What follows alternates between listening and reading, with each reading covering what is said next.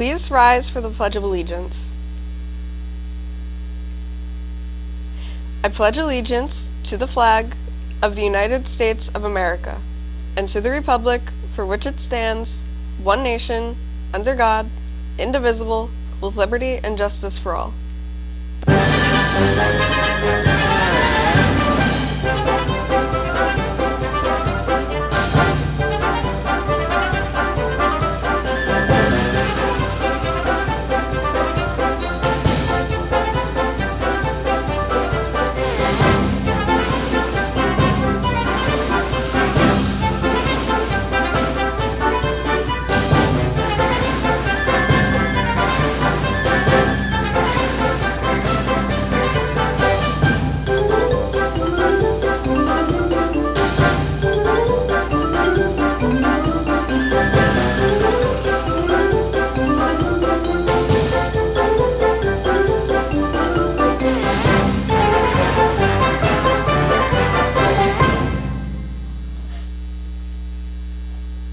Good morning and welcome to RPtv.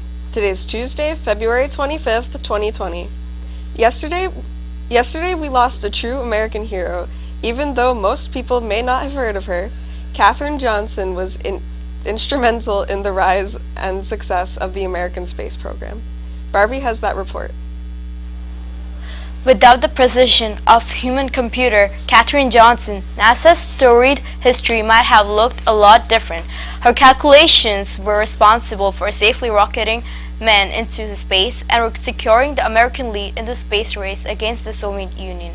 For almost her entire life, her seminal work in American space travel went unnoticed.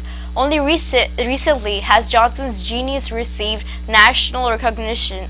Johnson, a pioneering mathematician who, along with a group of other brilliant black women, made U.S. space travel possible, died this week at the age of 101. NASA announced Johnson's death yesterday. Johnson was part of NASA's computer pool, a group of mathematicians whose data powered NASA's first successful space missions.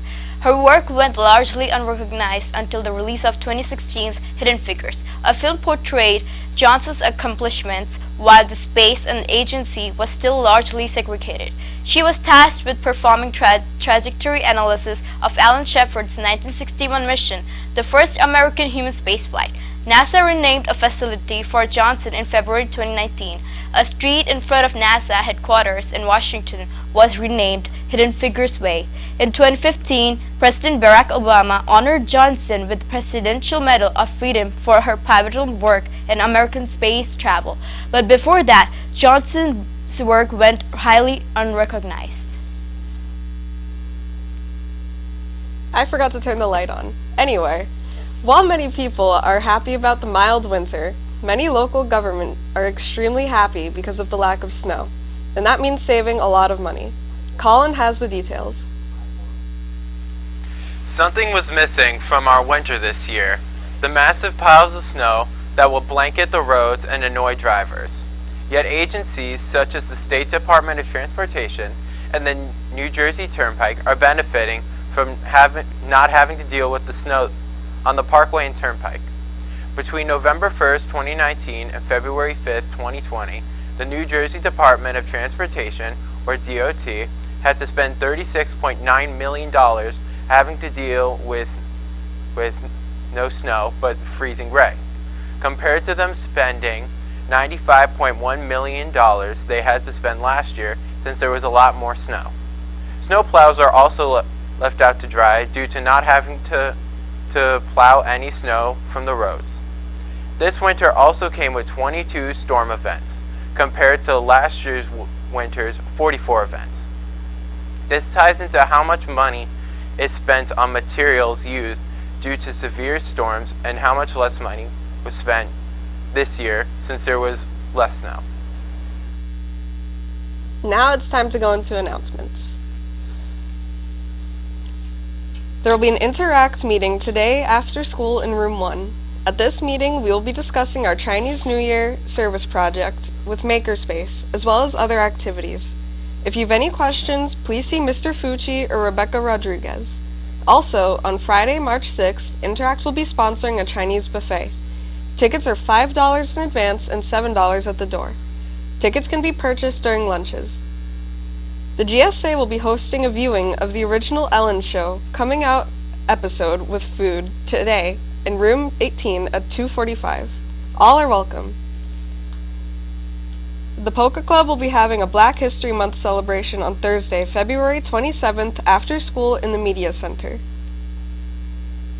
The FHCC, in collaboration with retailer Aeropostale, is collecting gently used jeans that will be distributed to homeless teens.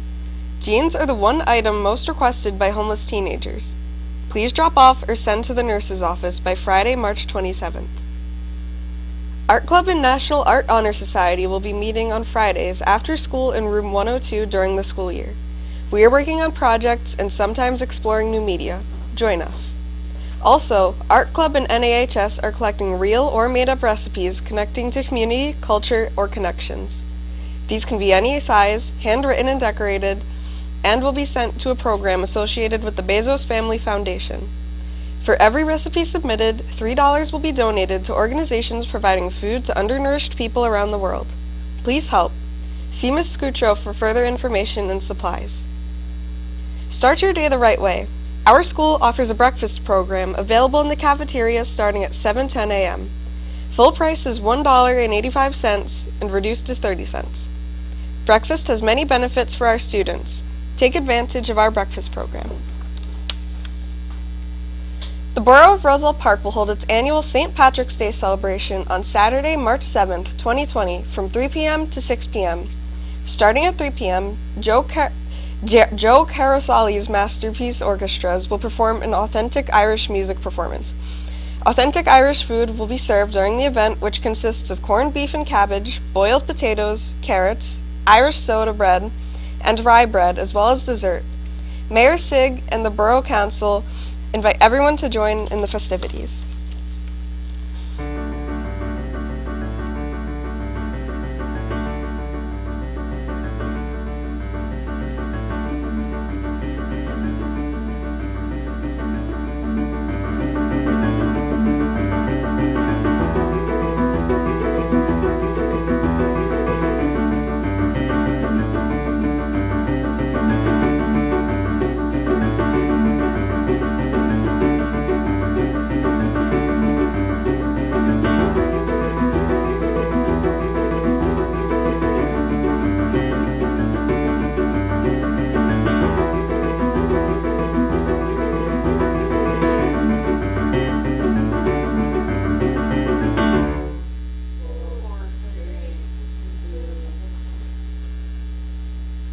A major forest fire erupted on Sunday, and as of yesterday, firefighters were struggling with difficult conditions to get it under control. Let's go back to Barbie for the details. At Worthington State Forest, the firefighters had been battling a 70-acre fire. They are now navigating some of the steepest terrain in New Jersey in an attempt to prevent the blaze from spreading on Mount Temani along the Delaware River. The fire had started around 2:30 p.m. on Sunday along Red Dot Trail.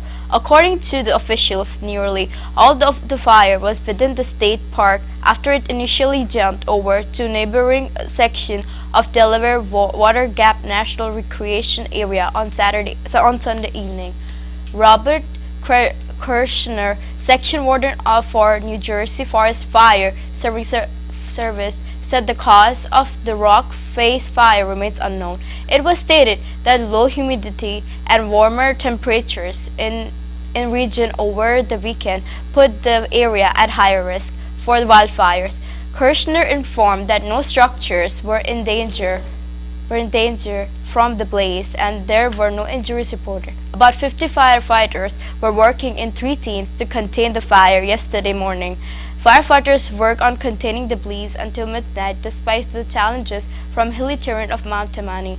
In addition to the Red Dot Trail, the Blue Dot Trail at the park is also closed, but Worthington State Forest remains open to visitors. According to the State Department of Transportation, the right lane I-80 West was closed due to smoke from the fire yesterday morning. This afternoon, the forest fire officials will re-evacuate the status of the blaze, and the fire won't be considered completely out until the area gets half-inch of rain, which is to be expected. Stay tuned and we'll be right back.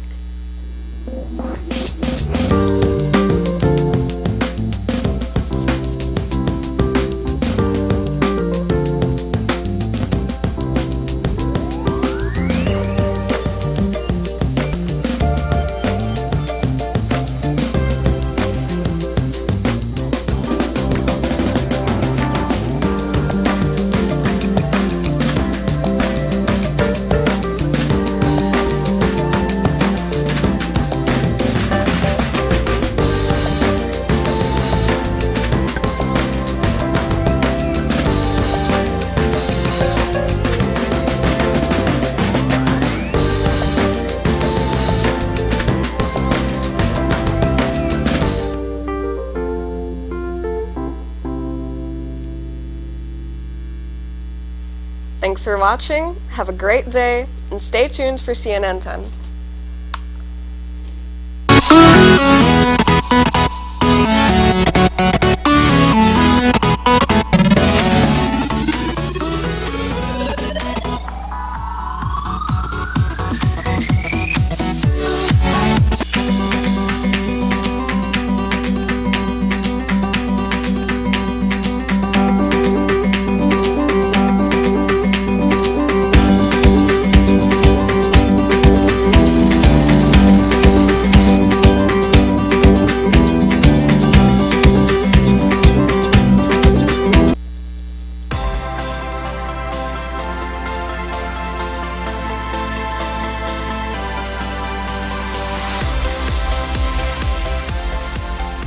A trip to India leads off today's edition of CNN 10. I'm your anchor, Carl Azus. It's great to have you watching. Monday was the first time that U.S. President Donald Trump traveled to the world's largest democracy. More than 1.3 billion people live in India. It's the second most populated country on the planet behind China.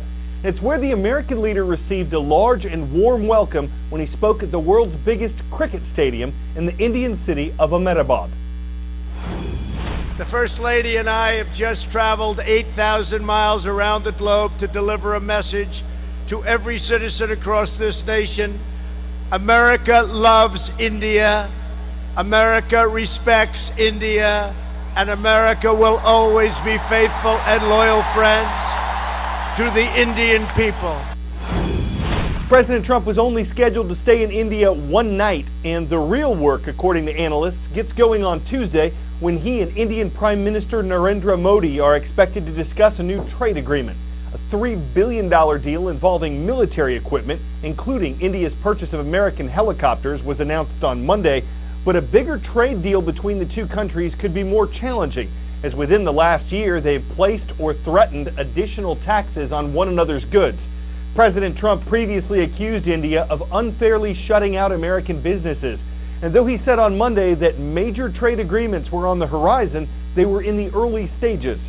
Still, the two leaders have had nothing but praise for one another in their public comments, and one of the larger-than-life pictures of them posted around Ahmedabad says, "Two dynamic personalities, one momentous occasion," something that underscores the important and complex relationship between their countries.